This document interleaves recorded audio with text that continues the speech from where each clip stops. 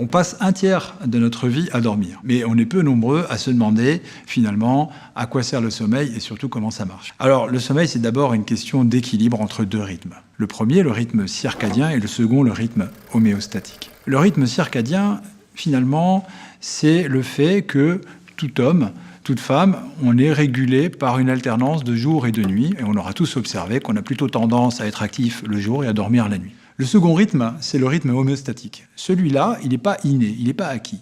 Celui-là, il est construit, il est cumulatif. Il dépend de l'activité qu'on a dans la journée, ce qu'on appelle la pression de sommeil. Toute la journée, on avance, on a de l'activité, et au fur et à mesure, on est de plus en plus fatigué. Et bien ça, c'est ce qu'on appelle la pression de sommeil. Elle s'accumule tout au long de la journée. Ce rythme homéostatique, il est donc complètement imbriqué avec le rythme circadien. C'est l'équilibre entre ces deux rythmes qui est important.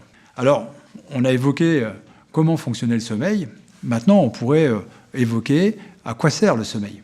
Tout d'abord, il faut savoir que le sommeil, ça permet de régénérer nos cellules. Chaque nuit, on régénère une bonne partie de notre épiderme, c'est-à-dire les cellules de la peau. Mais on régénère aussi les cellules qui aident à défendre notre organisme et les cellules sanguines qui permettent l'oxygénation des cellules et des tissus. Un autre effet du sommeil, c'est un effet sur l'appétit. Tout le monde connaît le dicton « qui dort dîne ». Eh bien, il y a une explication. Dans la journée, on sécrète une hormone qui s'appelle la gréline. Cette hormone fait qu'on a faim.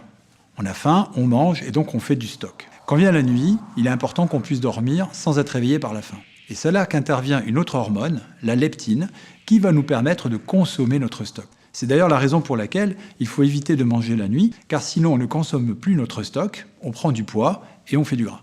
Un autre effet important du sommeil, c'est la régulation de certaines hormones essentielles au fonctionnement de notre organisme.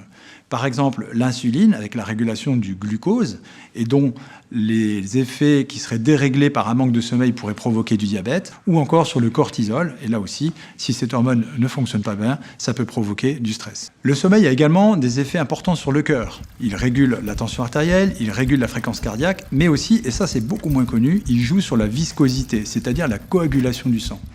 Le sommeil a également un effet sur la vigilance. Quand on travaille la nuit, plus le temps passe et plus la pression de sommeil augmente. Notre vigilance alors diminue.